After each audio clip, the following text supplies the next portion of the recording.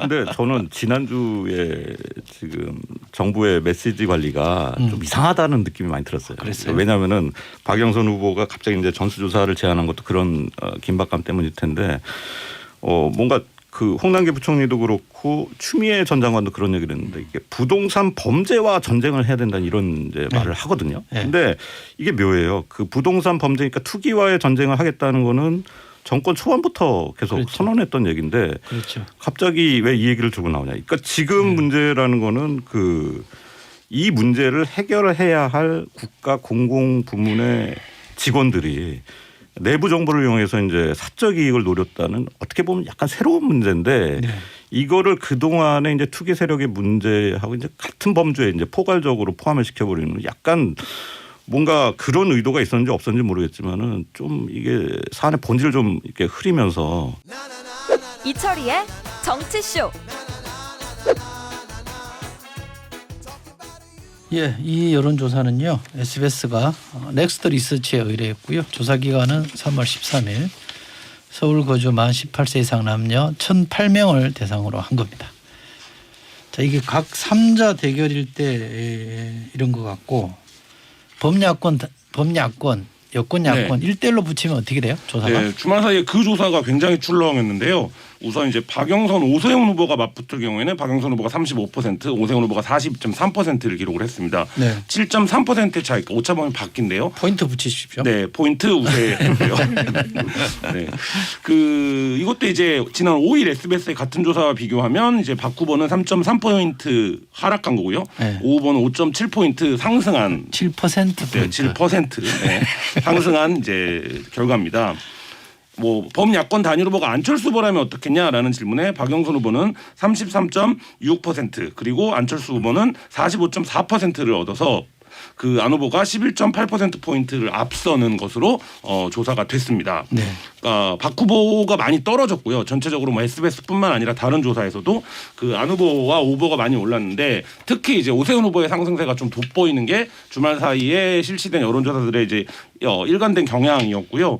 좀 이 조사만 놓고 보면 1대1 단일화가 됐을 경우에 1대1로 붙었을 때는 좀 균형추가 기울어져 가고 있는 게 이번 주말의 판세는 뭐 그렇게 좀 조사가 됐습니다. 이번 조사를 보면 어쨌든 박영선 후보는 LH 사태 때문에 직격탄을 맞은 그렇죠. 거고 네. 이른바 언론 용어를 쓰자면 야권의 두 후보는 누가 나가도 이기는 걸로 나오잖아요. 네. 그러면 단일화가 좀 복잡해지겠는데? 이게 이제 여론 지지율의 함정에 빠질 수 있는 조사인데요. 그죠.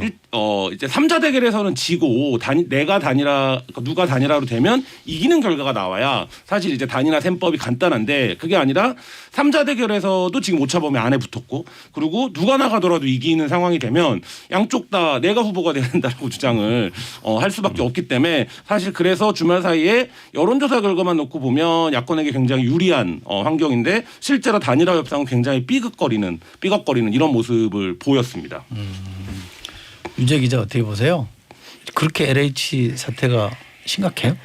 네, 그런 것 같아요. 그래요? 이게 이 정부가 그동안 이제 대통령 지지율로 좀 상징되는 국정 지지도 같은 거를 생각을 해보면 곤두박질 섰을 때는 항상 공정에 대한 이슈에서 국민에 대한 실망감이 컸을 때였던 것 같아요. 그 조국 민정수석 사태도 그렇고 윤미향 씨 같은 경우도 사실 비슷한 경우였고요. 근데 이게 특히 이제 약간 아까 벼락거지라는 표현도 해주셨지만 더 가깝게 다가오는 이제 뭐 우리나라에서 사실 부동산 내가 갖고 있는 아파트 이런 문제는 굉장히 예민한 문제잖아요. 그래서 조금 더 실망감이 큰 것 같고 그래서 박영선 후보도 특검 던지고 하는 게 어떻게 이게 얼마나 큰지를 아니까 이거를 좀 만회를 해보려고 하는 것 같은데 사실 뭐 특검으로 가는 길이 얼마나 멀고 험한지는 우리 다 알잖아요. 그러니까 선거 전에 안 된다는 거 알고 그러니까 이게 쉽게 만회가 될지는 안 될 것 같아요 저는. 국장님 어떻게 보세요? 저는 박영선 후보가 되게 좀 억울할 것 같아요.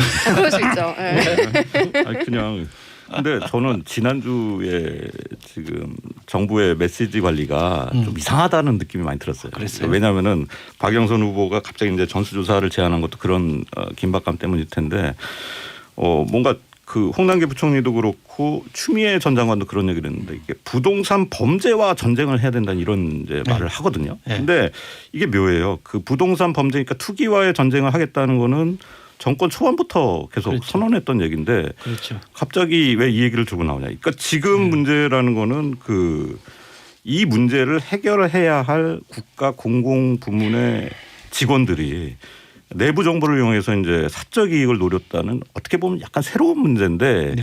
이거를 그 동안에 이제 투기 세력의 문제하고 이제 같은 범주에 이제 포괄적으로 포함을 시켜버리는 약간 뭔가 그런 의도가 있었는지 없었는지 모르겠지만은 좀 이게 사안의 본질을 좀 이렇게 흐리면서 약간 좀 이제 물타기를 하는 느낌이 들거든요. 근데 이런 거를 국민들이 이제 모를 리가 없고 약간 이제 LH 사태 자체를 정부가 굉장히 이제 근본적인 문제를 해결하기보다는 좀 방어적으로 나오는구나. 이런 이제 반감이 더 커지는 게 아닌가. 그리고 이제 나온 대책이라는 것들이 아까 말씀드렸지만은 좀 너무 형식적이고 그렇다 보니까 박영선 후보 측에서는 굉장히 답답할 것 같아요. 이제 이 문제를 어떻게 보면 확실히 짚고 딱 해결을 하고 단죄하고 넘어가야 될 사안을 자꾸 이렇게 이제 방어적으로 간다는 건 이제 점점 판세가 불리해지는 요인이 된다.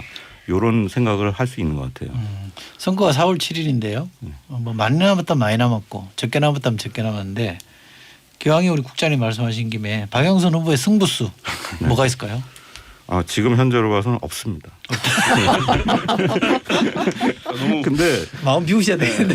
근데 제가 한 가지 말씀드리고 싶은 거는 지금 이제 계속 신도시 문제 뭐 이런 거 말씀드렸지만은 정부가 이제 부동산 정책을 약간 이제 그 정치적 그 뭔가 동인을 갖고 하기보다는 약간 지금 시점에서 좀 시장이 원하는 방향으로 돌리는 것도 실용적으로 돌리는 것도 되게 이제 중요한 이제 방법이 될 수가 있고 네. 지금 그 오세훈 후보와 또 안철수 후보의 약간 이제 그 갈등 양상이 나타나는 거를 좀 적절히 이용하는 게 이제 정치공학적으로는 되게 유리한 방법이겠죠. 상당히 많이 하시네요. 김한 기자 이 야권 단일화. 네.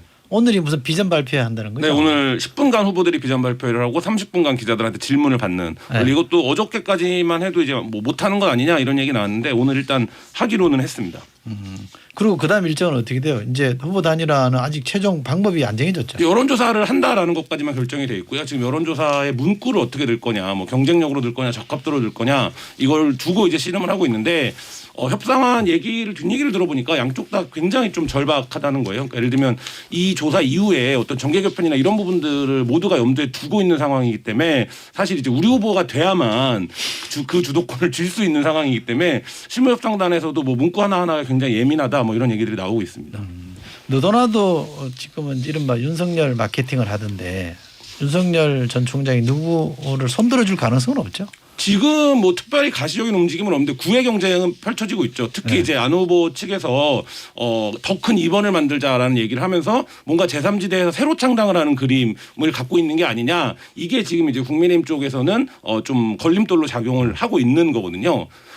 그런 부분들에서 놓고 보면 이제 안철수 후보는 제3지대라는 공통 키워드를 윤석열 전 총장과 자기가 공유하고 있다라고 이제 공공연히 얘기하고 있는 것 같고 국민의힘 쪽에서는 아직 뭐 윤석열 총장에 대해서는 뭐 구체적인 공식적인 코멘트는 하지 않고 있습니다. 그러니까 더 큰 2번이라는 건 그러니까 2번이 되려면 국회의원 수가 많아야 되잖아요. 그럼 국민의힘보다 많아야 되면 그 당을 깬다는 얘기 아니에요? 그렇죠. 흡수가 전제된 그림이겠죠. 그러니까 지금의 2번보다 더 큰 2번을 얘기하는 거니까 뭐 정치적인 수식이긴 합니다만. 근데 이제 국민의힘 입장에서는 우리는 102명이고 의원이 저쪽은 3명인데 그런 표현을 하는 것 자체가 굉장히 좀 뭐 정치적으로는 불쾌할 수 있는 표현이죠. 김종인 비대위원장 예언이 맞아떨어질까요? 국민의힘이 이길까요? 김종인 위원장의 예언은 이제 3자 대결에서도 우리가 이긴다였는데 실제로 지금은 이제 오세훈 후보가 많이 추격을 한 상황이라 네. 실제로 한쪽에서는 이러다가 진짜 3자로 가는 거 아니냐 이런 얘기도 나오고 있거든요. 왜냐하면 안 후보로 단일화될 경우에 국민의힘 입장에서는 뭐 정치적 소멸을 걱정해야 될 정도로 타격이 크기 때문에 사실 이제 모르겠습니다. 아직까지는. 자, 뉴스 싹쓸이 진행하고 있는데요. 세 분과 함께 뉴스 듣고 다시 오겠습니다.